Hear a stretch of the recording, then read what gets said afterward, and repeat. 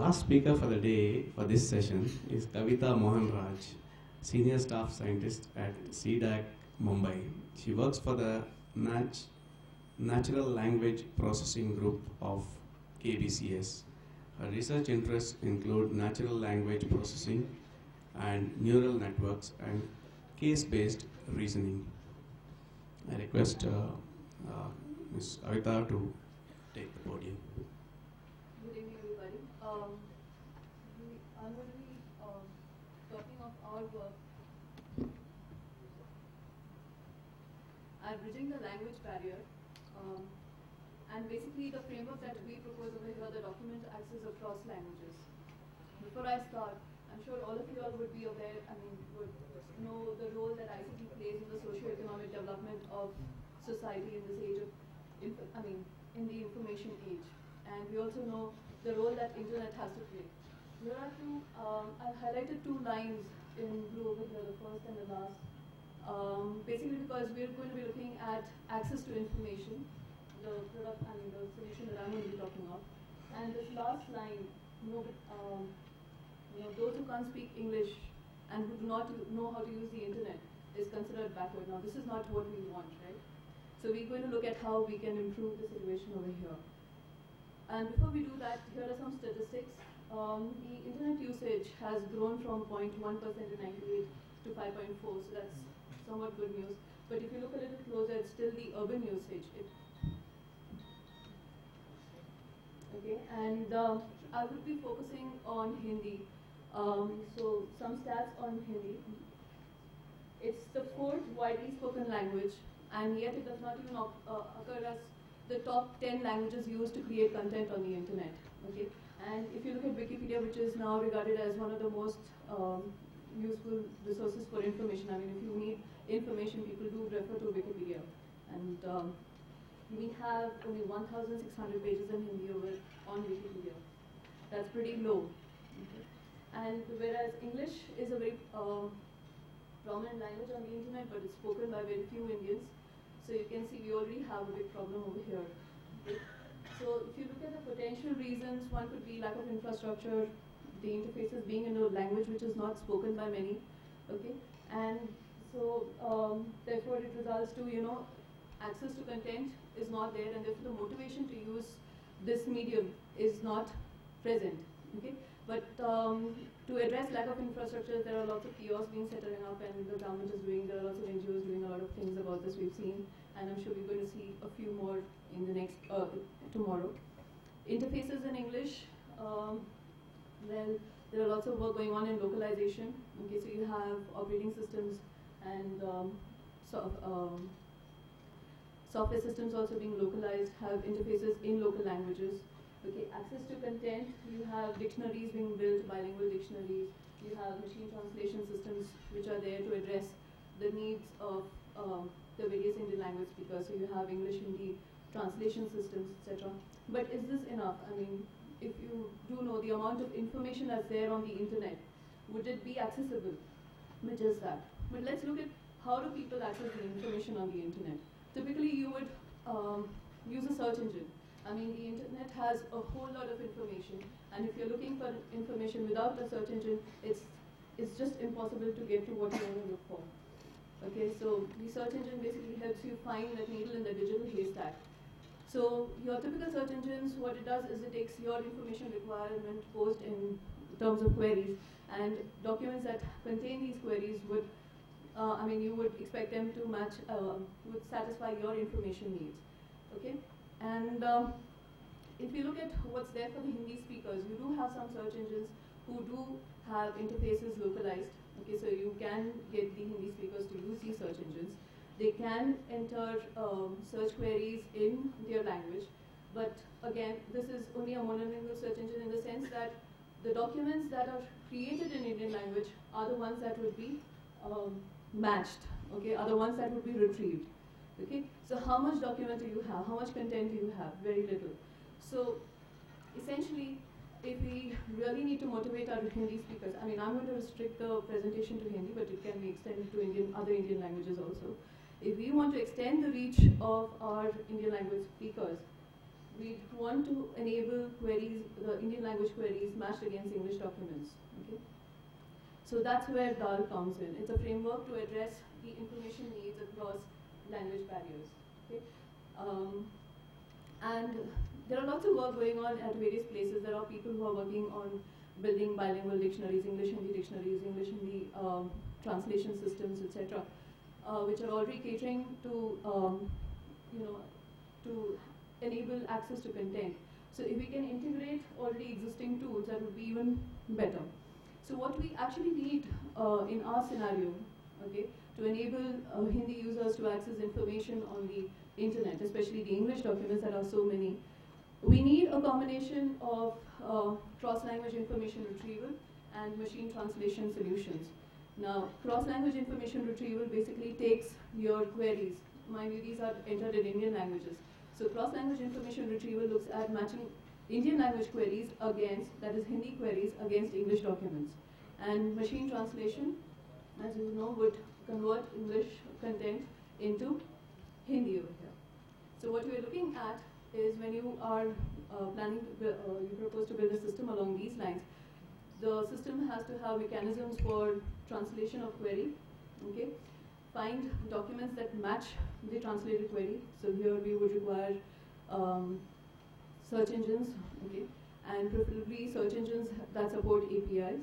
And fortunately for us, popular search engines like Google and Yahoo do have APIs, so it's easy to build a system like this. Then translate the search results, which would typically consist of the title of the document, the snippets, okay, and present it to the user. Translate the selected document. I mean, the user would go through the concordance, the search results presented to him, and select a document that he feels might might satisfy his information requirement. Okay, so this is the architecture of the system. As you can see, the user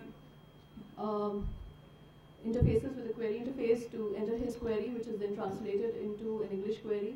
This English query is searched. The document, search result is translated and displayed to the user. The document that the user selects, again, is translated, fetched, translated, and displayed to the user. So his interaction is all in Hindi, whereas in the backend, we're actually working with English document. And as you can see, we have opened up a whole ocean of information to our Hindi user. So let's look at the query and the issues and challenges while addressing a task such as this. The first task is the query formulation task. Even in a monolingual search, you would have problems in formulating the right query. So there are two examples cited over here. AI portals. Okay, if you search for AI portals, you could get Air India, you could get artificial intelligence. AI could map onto anything. Okay, I just cited two over here. And depending upon the document collection, you would get a variety of results. And now the World Cup fever is on, and I'm sure most of you would like to figure out what's Bengal tiger up to. And if you do try and query on him, I'm sure you will get a lot of other Bengal tigers, a four-legged variety rather than the two-legged variety. And you have to actually refine your query to get to the two-legged variety. So this itself, this is a problem in monolingual search itself, but nothing can be done about it. It does persist even in our framework. But there are even more queries that problems that are there when you try and address DAL. So the query translation is achieved by either you can do a dictionary lookup, okay, or you could have a machine translation system translate your query. But the biggest challenge that you will face over here is that of word sense disambiguation. A word can map onto many meanings. So an example that I have put up over here is Jali Dhan. Okay, it's counterfeit money.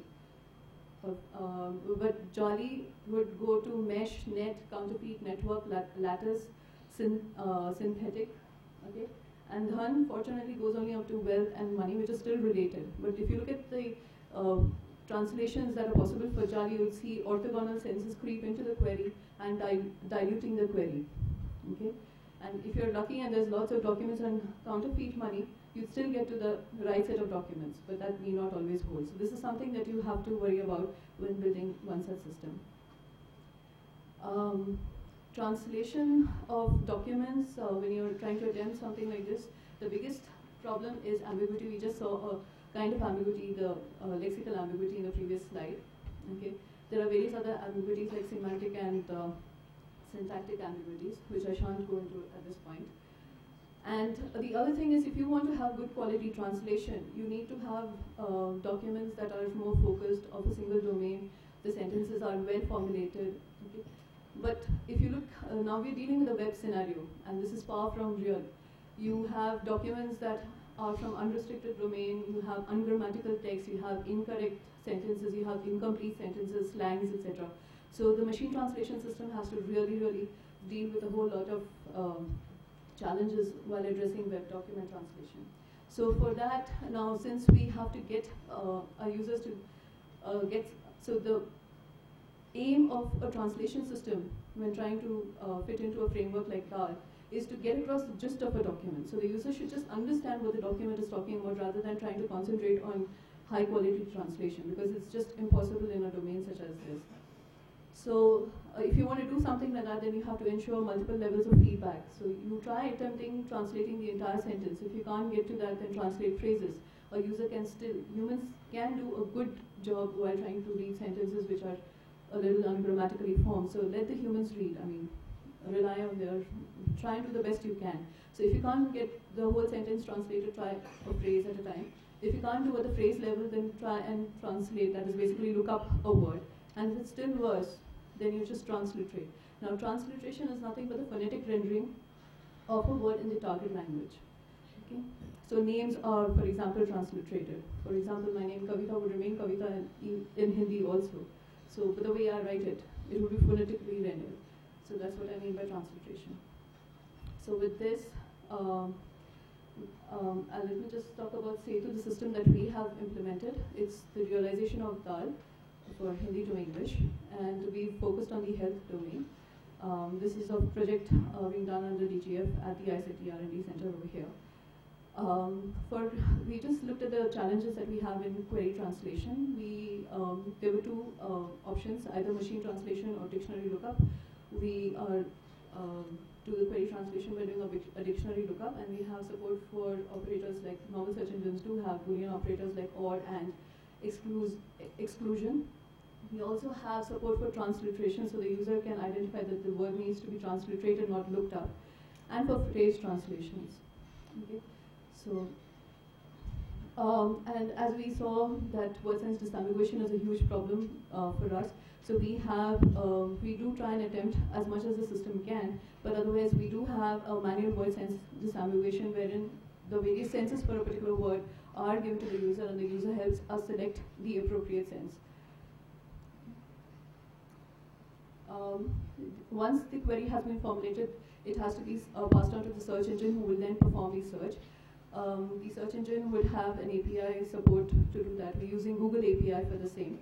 And we also have options for spell check, because we do perform an initial search assuming that the user is always right.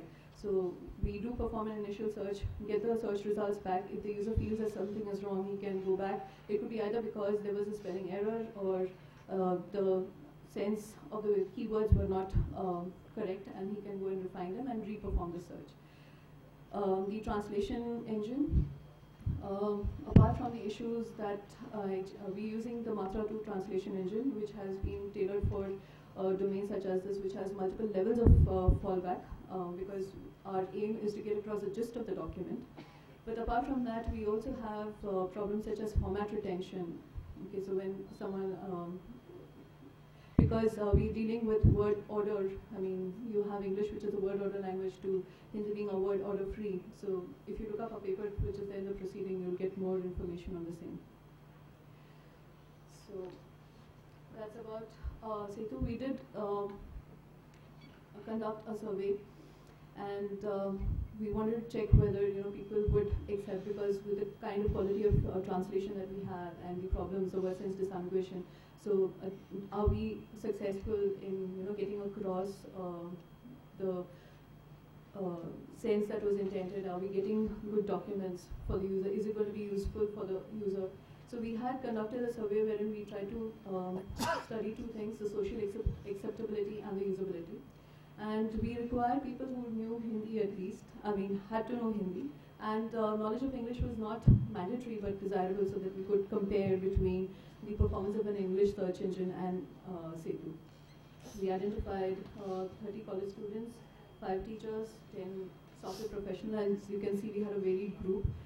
And most of them had used the internet before, so it was a very relevant search. These are some of the search results tabulated. The queries that were fired by the users were grouped together into 3 categories. I mean, initially they were allowed to enter any kinds of queries that they wanted. And eventually, when we did collect their queries, we found that it fell into 3 categories: general queries, health-related queries, and technical queries, because we did go to software professionals. So we did find some technical queries also. So if you look at the table, the first row just shows how many times they did have to go back and refine their query. For technical, it wasn't too much, but general and health, we had to. But eventually, if you look at the figures in the next, we were able to get across to documents that were useful to the user. That is, the query translation was effective enough. And we were able to translate the document in a way that could be understood by the user. That can be seen in the last 2 columns, last 2 rows. That's basically the translation of the search results and the document. So, essentially, we also got a very positive user feedback that this was just an initial study that was carried out. It was the system is yet to be formally launched as such. So they were pretty excited by the idea, and I'm looking forward to it. So I'm open to questions.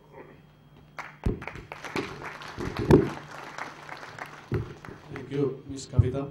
That was a real excellent presentation on language usage in ICT applications. I would request the audience to ask 1 or 2 questions so that the entire presentation is justified. It was really an interesting presentation, so there must be questions. When you talk of translating information that is available online in English into Hindi, do you translate all the information on a specific website, or do you translate only the part that is relevant to the user? No, the entire web page. And what about the other pages that are linked from that particular web page that you're translating? A very good question. In a sense, what we're doing is we modify each and every URL that's present within a document, so that every interaction passes through our server. So every URL on the document is modified such that it comes through us. The request is sent through our server fetches the page and translates it to him. Very exciting. Is the product available on this thing, exhibit? Yeah, for those of you who are interested, it's there in the CDAC store. The demo is there. This is a background question about machine translation. So what is the general state of art regarding English to local language translation, and this matra you were talking about, is that commonly available? Is it really at a stage where an average person can use that to translate a document and get back something that they can understand? Yeah, as I mentioned, if you want fully automatic translation, the sentences have to be of a very specific domain. The domain has to be fixed. It has to be well formed. Okay, so if you have documents such as those, then you will get good translated documents. But if it's a very open document, then the translation quality would drop, but you would still get some idea of the document. That's exactly what it is. So it actually depends upon the kind of sentences that you use. But yeah, Matra is available.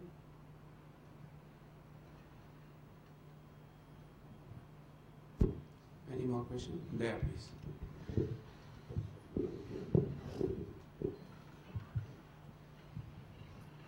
I'm Kadresh from CDAC Hyderabad.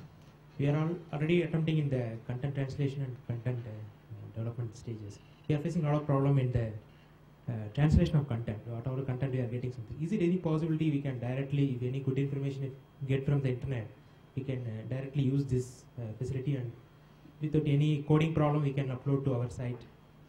Or whether you need again vetting of the content and you have to go for sentence by sentence correcting this?